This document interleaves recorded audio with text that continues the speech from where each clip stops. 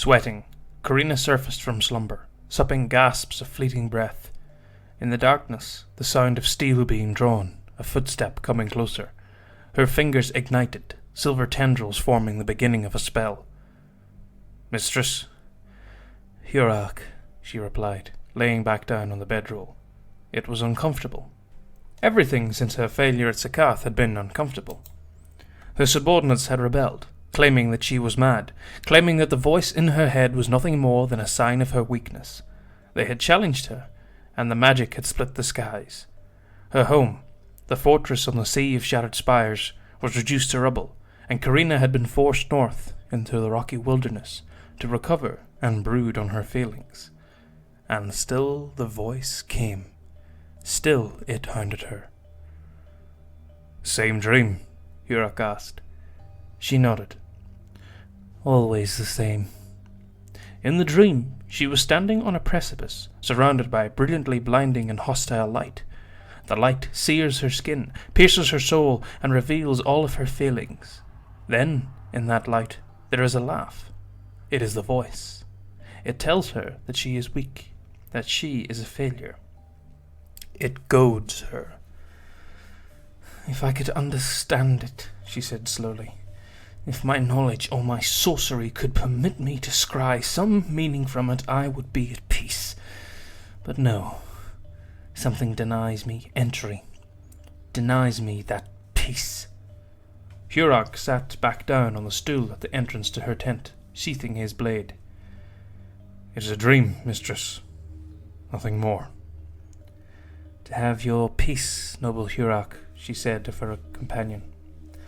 "Were that all the others were as loyal as you." "They will pay," he growled slowly, his features still scarred from his brutal combat with those who had sought to usurp him. The lordling kept his hand on his blade. "You shall rise again, mistress. The tower of Sakath will be yours." "But why?" she wondered. "Why must I go there? Why now does the voice still compel me? What secret from the world that was must I uncover? What does my dream mean?" "The dream and the tower are one and the same," said the voice, droning in her mind. "Both are fragments of what once was.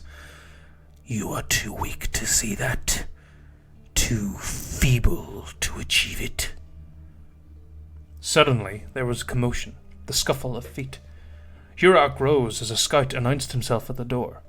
Karina nodded, permitting entry.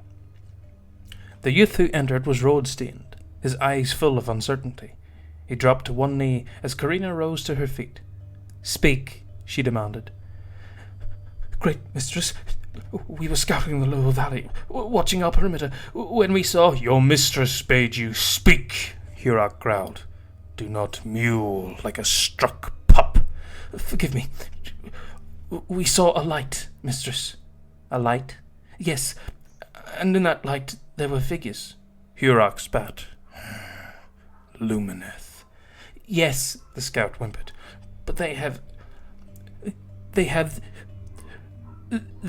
Have what?" Hurak demanded. The scout made to answer, but Karina cut him off, raising a hand. "They have a ghost," she said, and the scout nodded. "A ghost?" Hurak was not convinced. "Yes," Karina said. "A ghost whose light shines from another age. They bring a shard of the world that was." She cackled, as suddenly her dream made sense.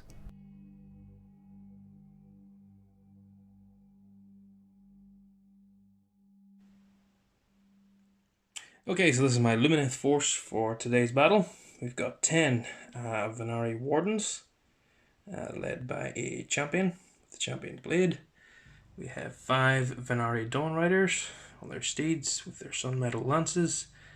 And we have, of course, the Light of Eltharian. So, much like every other force is based on the Start Collecting set, this force is based on the Battle Box, which came out for the Lumineth. So, really great kit, and just stunning models. I just love them. They're fantastic. And seem to play really well. Have a few test games with these guys just to get used to the rules. Don't don't quote me on that because I'll probably make out some rules. This guy in particular, I mean, it's just a fantastic model. I mean,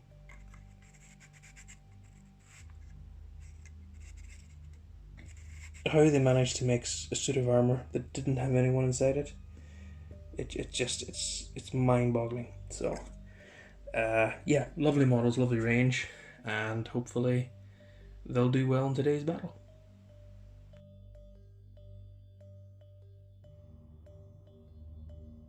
So this is my Darkling Coven force for today's battle.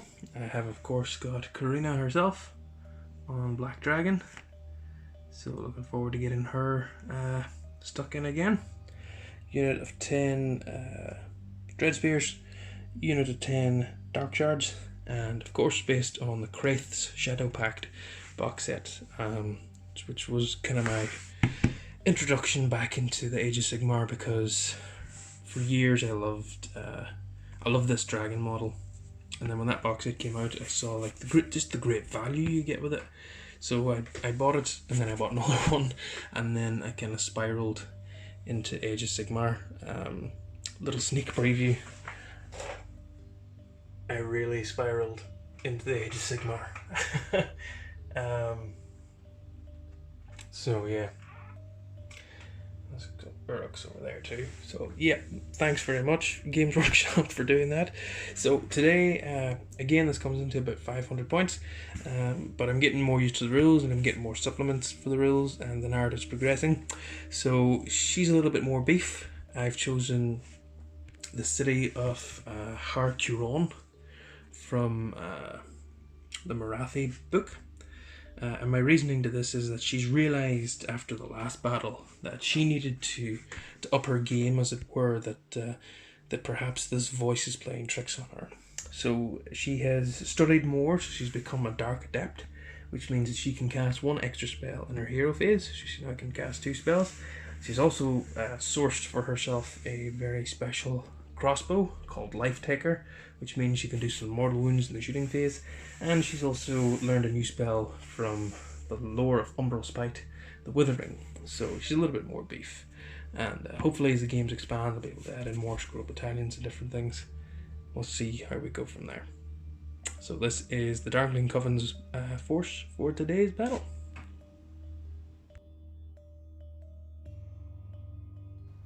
Okay, so welcome back to chapter 3 of the Shard of the World That Was, and in this chapter Karina makes a reappearance. She's fully recovered from her battle against the Lumineth, and she is here to try and capture another soul which came from the world that was, and that is the Light of Eltharian.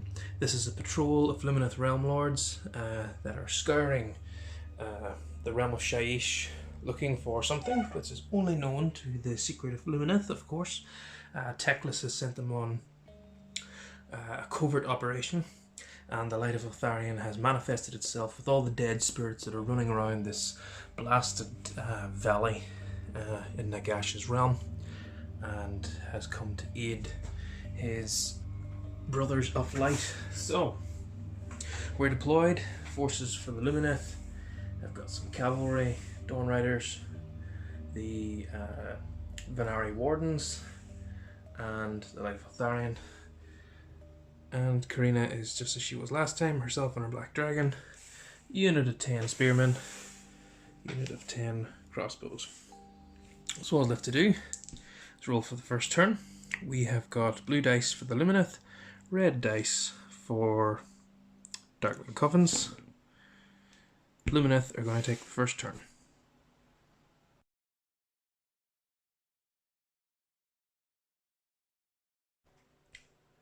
So in the Lumineth first turn, we're going to cast some spells. The Venari Dawn Riders are going to try and cast Protection of Shyish, which is great. It's on this lovely card for me.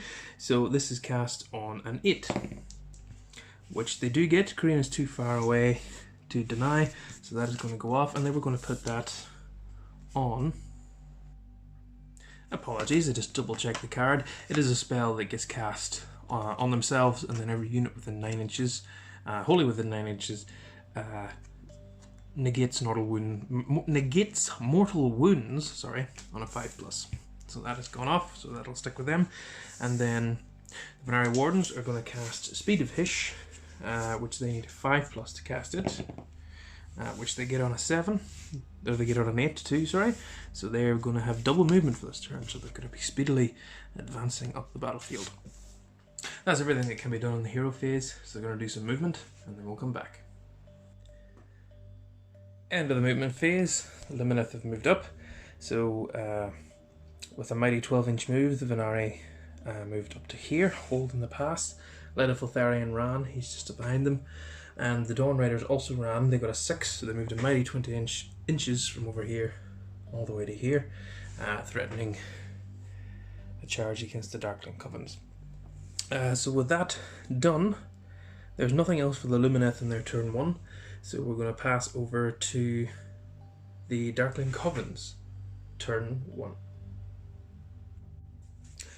Should point out as well that we have some sinister terrain here, we have some damned terrain up here, we have some inspiring terrain in the middle, we have some sinister terrain over here, and we have some mystical terrain with Karina. So she has obviously been casting her spells over this side of the battlefield to keep her warriors safe. Okay, Darkling Covens, turn 1 coming up.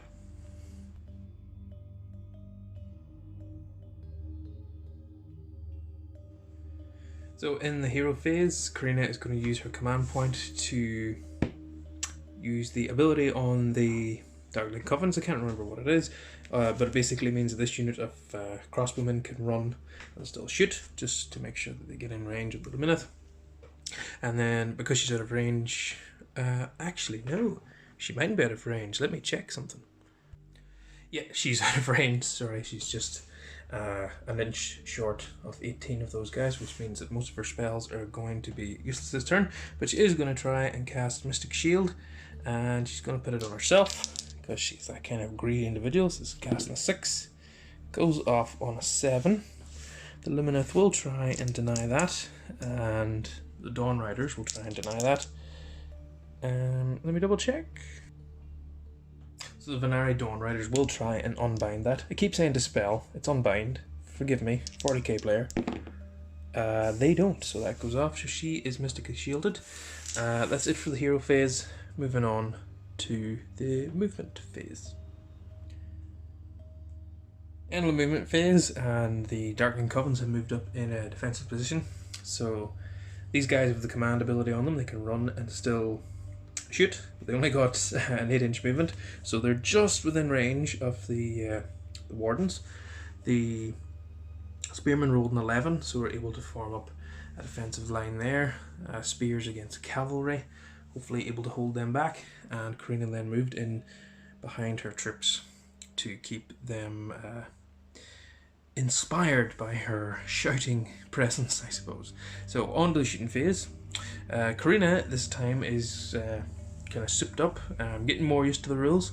So she is now from the city of Kuron, and she has the artifact Life Taker. She also has the command trait Secret of Warlock or Dark Adept, one of the two, which means that she can cast an extra spell in the hero phase, but hopefully that'll come into play next turn. But for now she's going to use Life Taker, which is basically a crossbow. She's going to shoot it, and on a 3+, it does a mortal wound, and on a 6 it's going to do D3 mortal wounds, and she is going to shoot the Light of Eltharian. So on a 3+, the Light of Eltharian is going to take a mortal wound. 6 is special. A 5, the Light of Eltharian takes a wound. So the Dark Shard are going to shoot the Venari Wardens. But first of all, the Venari Wardens are going to use their Aether Quartz reserve to re-roll saves. Apologies, it's not re-roll saves, it is add 1 to their save characteristics, so they now have a save of a 3+. However, they are also now -2 bravery, because they're within an inch of this sinister terrain. So they're only bravery 4, so they're not very brave, these high elves. But so hopefully that might work in their favour. But let's see. 2 shots first of all from the Guardmaster. These are going to hit on 2s. Normally hit on 4s, but there's 10 of them, so that's +1 to hit. And he gets +1 to hit as well. He's going to hit on 2s. So he misses with 1, so he hits once. And then we've got 18 shots. I'll do these in 2 handfuls. 18 shots with the... Hang on a second. I can use a tripod. Excellent. So 1 hit with the Guardmaster, then this is 18 other shots. And let's see, we'll take out these misses. These are hitting on 3s. 2 up there, so that's quite good. So with the Guardmaster in total, that's 14 hits. And we're going to wound with these on 4s. Wounding on 4s, so take out these. That's quite a good roll. That is 7 wounds on these Venari, who now have a 3-up save. And they're going to fail 1, so one of them is going to die. That could have been a lot better for the Dark Shards. So that's the end of the shooting phase. There's no charges because everyone ran and everyone's too far away, so we're just going to go straight into Battle Shock. Okay, so very low leadership in these guys now. They're down to leadership 4 because they're still within an inch of the sinister terrain. Mightn't have been the best decision moving up the battlefield, but here we go. So they've lost 1, which takes them essentially down to leadership 3. So on a 4, 5 or 6, more of them are running away. Nope, they're fine on a 3. So that's the end of the Battle Shock phase. So we're just going to go into the roll-off for turn 2. Blue dice Lumineth, red dice Covens. Darkling Covens are going to take it. So we'll come back with Darkling Coven's hero phase. Let's see what Karina can do. She's now in the prime position to start some charges, maybe do some more effective shooting. They no longer have their 3-up save. Let's see what can happen.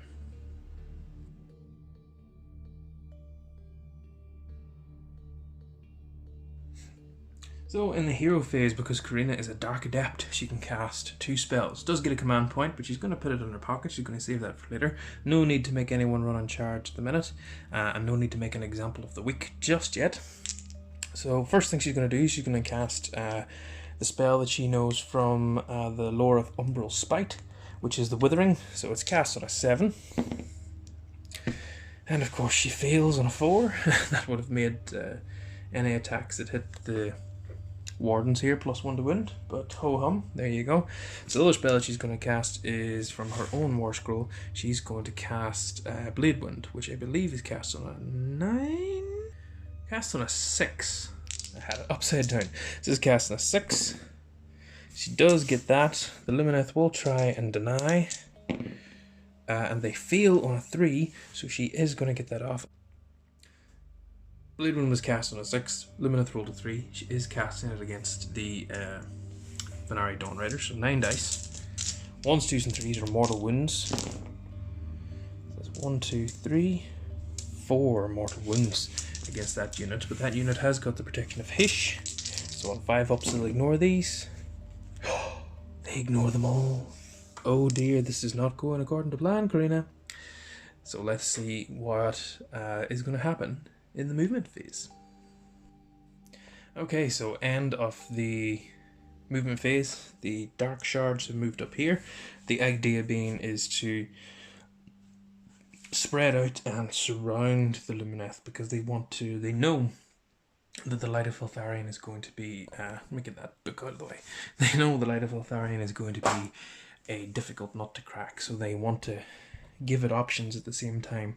Give it charge options, and sort of string it out so Karina can finish her spell and capture it. The Dread Spears moved up with the outside of 3 of the Dawn Riders.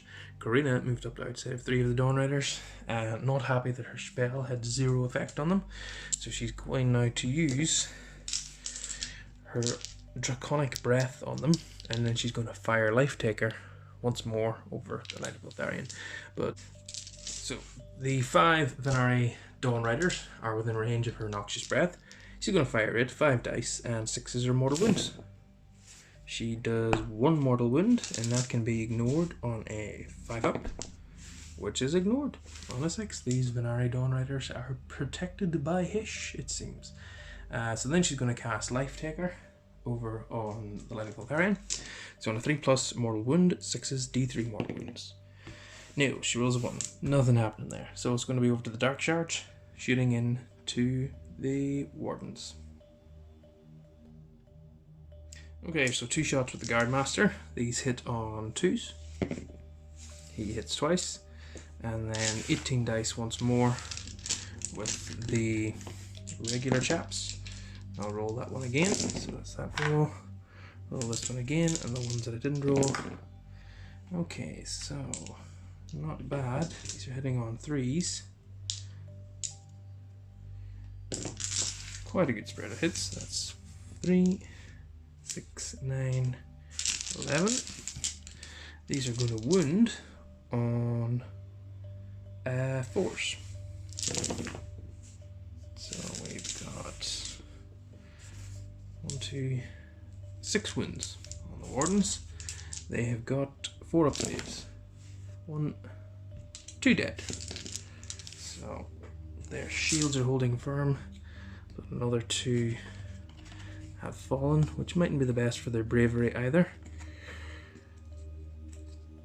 Okay, that is the end of the shooting phase.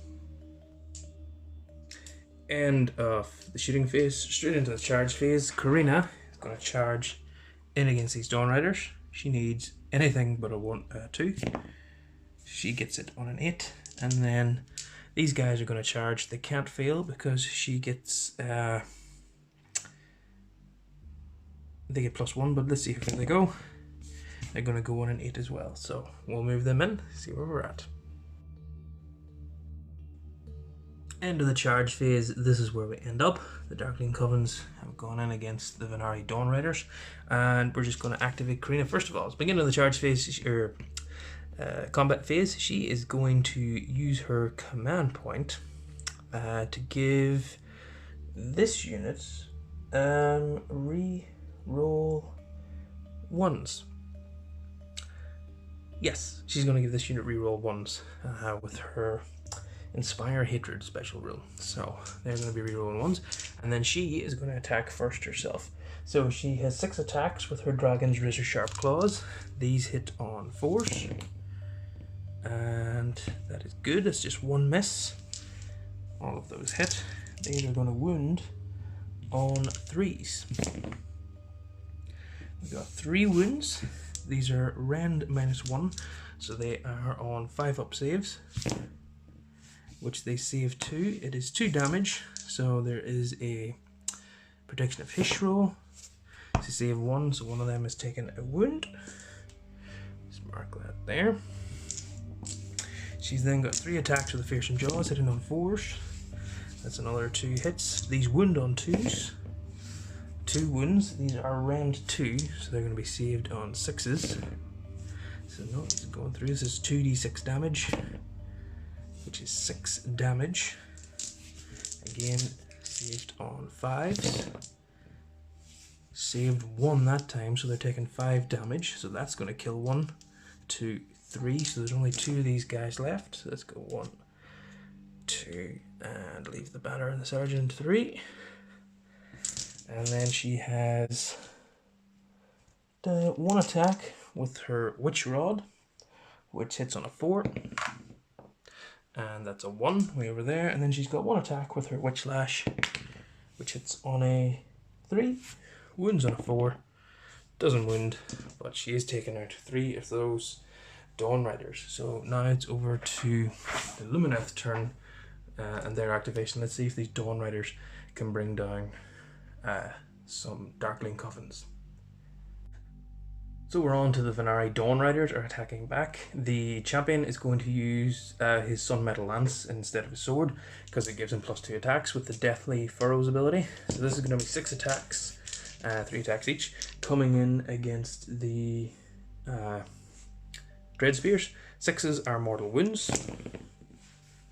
No 6s, but it is 3s to hit, so that is 4 hits. And then it's going to be 4s to wound, because they did not make a charge roll.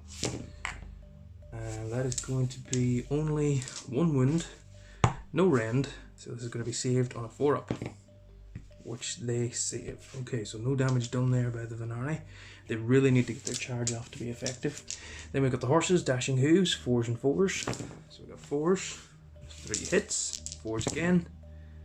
3 wounds with the horses. Again, the Darkling Coven save this. They save 2, so 1 does die to the horse that kicks him or her in the face. So we'll take this model off here. Always typical in Warhammer Fantasy and in Warhammer Age of Sigmar, the steeds do more damage than the riders. So we'll do some piling in with the Darkling Covens and come back for their attacks. Okay, so these Dread Spears are going to attack back against the Venari Dawn Riders. Didn't need to pile in, just slightly in there, because everyone's within 2 inches. So no longer getting +1 to hit because they're down to 9 models, but they are getting they're re-rolling 1s thanks to her command ability for their wound rolls. So this is 10 attacks because of the Lordlings in the squad, and these are going to hit on 4s. 1, 2. Oh, that's just terrible. And this is going to wound on 4s, but re-rolling 1s. 2 wounds though, so that's okay, so that went through. No rend on that, so it's going to be 4 up saves for the Venari, and both are saved. Okay, so no other damage done. So, Battle Shock phase. Dread Spears only lost 1. They have a bravery of 7 thanks to their banner, so they can't fail. But the Venari Orlans lost 3, bravery 7, so on a 5 or 6, more will run away, but they can re-roll this.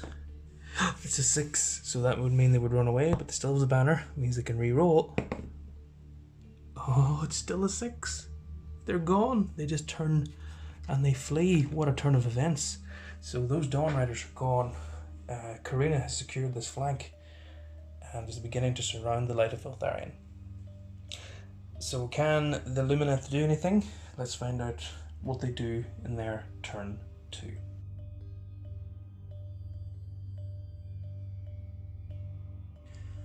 Lumineth hero phase. The Wardens are going to try and cast the Power of Shyish, which gives them their weapons will do mortal wounds on 5s and 6s as opposed to just 6s. So that's cast on a 6. So they'll get that on a 7. Karina will try and dispel because she's within range. And no, she gets it on a 6. So they do get the Power of Shyish. Their Sunmetal lances, Sunmetal spears, sorry, are going to be doing mortal wound now on 5s and 6s. So let's see where the Lumineth go in their movement phase. So it's the shooting phase. The Light of Eltharian is going to use his searing darts of light, and he's going to target Karina. So on a 2+, he does D3 mortal wounds. On a 5 or 6, it's going to be D6. So it's a 5, so it's going to be D6 mortal wounds on Karina. Which is going to be 3, so she takes 3 wounds as he points his sword at her, and light from Teclis' glory shoots out and pierces her dragon's wings. So we're going into the charge phase. These guys are Wardens are 5 inches away, so they're going to try and charge. Yeah, they're going to get that on a 7. And the Light of Eltharian is 12 inches away from anyone over here, so he's going to try it. He does have a command point to reroll this, which is a fail, but might as well spend the command point. Oh, an 11, which is just shy. He needed the 12. Just out. I'm going to double check. There's a hair's breadth in it, but an 11-inch charge does get him within half an inch of these Darkling Covens. So the Light of Eltharian will charge as well. Zhunk into there. And then he'll do some pile-ins and hopefully maybe he'll get some attacks in against Karina. But let's see what we're like after the charge phase. So the Light of Eltharian can only pile into the closest model that he charged, which is this unit here, and he is not going to go first because these guys are going to go first because the Light of Eltharian, or the Lumineth's Realm Lords, sorry, have got that special rule that means they can choose 2 units to attack at the same time. So works really well for them when they charge. So we're going to go for the Warden's Pikes in this squad. So we've got 1, 2, 3, 4, 5, 6. 12 attacks with the Warden's Pikes. Let's get these dice ready.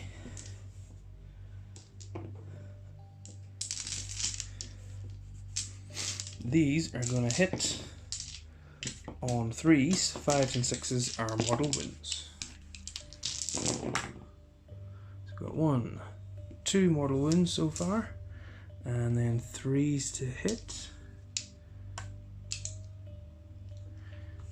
Okay, and then these are going to wound on 4s. Oh, that's nice. So there is 5 regular saves and 2 mortal wounds. These are saved on 5s. That's not bad. So they lose 2. So the Darkling Covens are going to lose 4 there in total from that first attack. And then the champion with his blade, he's got 2 attacks. He hits on 3s. Actually, he'd probably have to pile in. Didn't do that. It's only got a 1-inch range. He's out of range. He doesn't get to attack. This is what's called learning, people. So 4 damage to the end of those Darkling Covens, and then the Light of Eltharian is going to swing his 2 swords and no doubt take out more of these Darkling Covens over here. The Light of Eltharian has got a lot of rules, so bear with me. Going to attack with the Fang Sword of Eltharian first of all. This gets +1 to wound because he made a charge move. And if the unmodified wound roll is a 6, it inflicts 1 mortal wound in addition to any damage. And also, because of Supreme Swordmaster, anytime he gets a 6 to hit, it counts as 2 hits instead of 1. So, rolling these, and they hit on 2s. And these 6s are going to explode into 2 extra hits. So, wounding on 2s, because he made a charge, and that is going to be a mortal wound in addition. So there's 1 mortal wound already done. Let's just take this guy out, and then this is all rend -3. So those Darkling Covens don't get any saves, and this does D3 damage each. So that is going to be 3, 4, 5, 6, 7, 8, 9.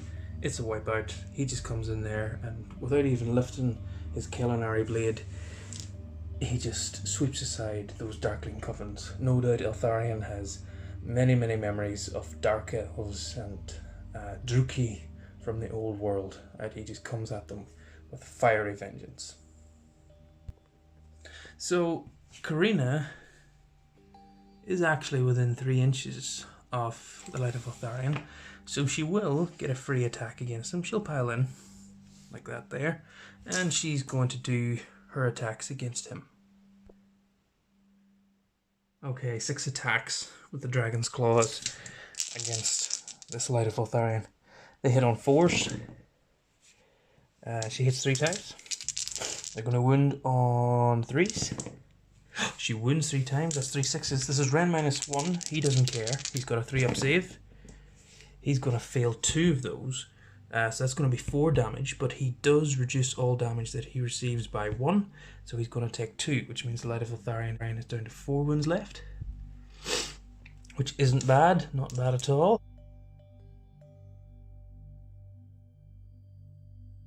Keeping up with the dragon. Fearsome Jaws, 3 attacks, hitting on 4s. She hits twice, wounding on 2s. She wounds twice. This is Rend, but he doesn't care. 3-up save. He passes those both. She has got her Witch Rod, hits on a 4. It hits. It's going to wound on a 3. That's not a wound. And then her Witch Lash hits on a 4, or hits on a 3, sorry. That's a hit. Wounds on a 4.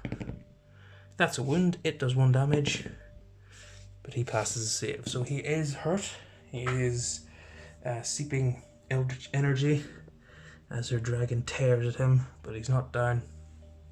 And now we're going to go over here and do some piling in, see where these darkling dark shards are at. So these guys have 1 attack each with their knives. They're going to hit on 5s. That's not bad actually. They're going to wound on 5s. Just the 1. No rend, 4 up save, passed. So no damage done there. So we're on to the Battle Shock phase. Lost 4. They have a bravery of 7 because they still have a banner. So they're going to be fine on a 1. End of the combat phase and a crucial role now for the priority of turn 3. Karina would probably need to get out of there. Maybe come over and help these dark shards and then try and fend off the Light of Eltharian.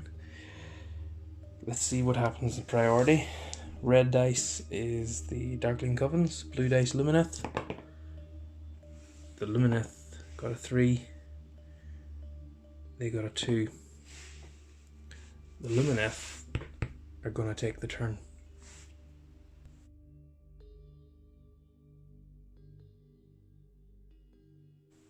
In the hero phase, going to cast Light of Shyish on themselves again, which goes off on 9. Karina will try and unbind, and she doesn't because it's called Beat That. Thank you, rerolling ones, for getting me to say that. So their weapons are now going to explode on 5s as well as 6s. And let's move on to the shooting phase, which is going to be very quick. Light of Eltharian is going to use a Searing Darts of Light against Karina and do D3 mortal wounds. For 3 more mortal wounds, she's taken 6. She's only got 8 left. She might not be long for this world. Into the combat phase, straight away. Main moment. Light of Eltharian. 4 attacks with his Fang Sword. He hits on 2s. He misses once. And that 6 is going to generate an extra hit, so he's got 4 hits in total. He's going to wound on 3s this time because he didn't charge. So he wounds all 3 times. Rend -3. No save. 1, 2, 3, 4, 5, 6 damage so far. So Karina has only got 2 wounds left because she had taken 6. So 8 minus 6 is 3. Now his Kellanari Blade. So just double checking the rules, his Kellanari Blade has 2 attacks and he chooses a hero, which obviously he's going to choose Karina, and he's going to get +1 damage against that hero with these attacks. So these 2 dice are hitting on 2s. He hits and it's going to generate an extra attack. He's going to wound on 3s. Going to wound twice. And that is going to be rend -1. So Karina does get her 6 up save against this. She's going to fail both. She's got 2 wounds left, 2d3 damage, doesn't matter what he rolls. She goes flap flap out of here. No one can stand against the Light of Eltharian. Let's go over here and roll some more dice.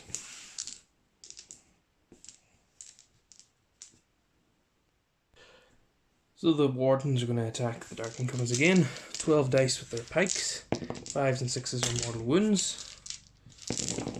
So we've got 1, 2, 3, 4, 5 mortal wounds so far. So only 1 guy's left. Hitting on 3s with the rest. So 3 hits. Wounding on 4s. 1 wound. So it's all down to this 5 up save. Yes! So he stands! Haha! I didn't pile in with him. And I think I know the reason why. It's because his weapon is different than the other ones. Which is one of the few times that this happens in this game, because the Darkling Covens are all equipped the same. But he isn't, and I just keep forgetting because I remember that these guys have a ridiculous 3-inch range on their weapons. And he's only got a 1-inch range. Hopefully in the next game I'll remember it. So it's all down to this one guy. Can he do it? Let's see if he can take out 1 more for glory. Hits on a 5. He does hit on a 6. He wounds on a 5. He doesn't wound. And then his bravery is still going to be 7, but he's lost 5. So 5 and 5 is 10. He runs away to tell the tale.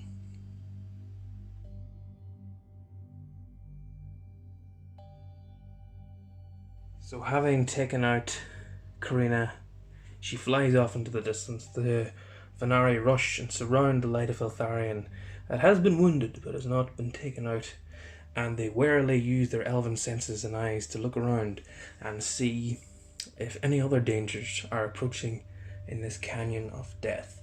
But what is their secret mission? Why have they been sent to the realm of death from the great nation of Ymetrica by Teclis? What need have they, this small contingent of the Light of Eltharian himself? Did Karina go too far in her ambition? Did she want to take something that was beyond her grasp to take? One thing is now clear to Karina, and that is she needs reinforcements. She has tried to do this on her own, but she cannot. Reinforcements are incoming for Karina, however, because her dragon was not a lone hatchling. Indeed, it is a twin, and because of the wounds it has suffered in these recent battles, its twin across the realm has heard and felt that pain and will come to her aid in the next battle, in the future chapter of the Shard that the world it was. But for now, the Venari have managed to protect the Light of Eltharian and continue their strange, mystical, unknown quest into the realm of death. What journey will happen for them next? Only time will tell. Karina looked at the limp form of the Lumineth before her. His skin was scorched, ruined from her fury. He had not talked. She had known he would not talk. She had just needed to kill something. Mistress, unless you have some desire to join this realm lord in death, Hurak, I suggest you remain silent. The lordling nodded, bowing. Karina cursed herself. It was not Hurak's fault. He had fought bravely, but that ghost, that thing that had called itself Eltharian, had butchered dozens of her minions in mere seconds. Her own dragon had not escaped unscathed, and would take many sacrifices and dark sacraments to heal its torn wings. She looked out over the valleys, to the east, where the lands turned green and the plains were filled with cairns in honour of fallen warlords, a land where another dragon flew, and memories were bitter. But now she had no choice. She needed help. She needed him. "Ready the troops," she barked. "We march east. It is time to find my brother."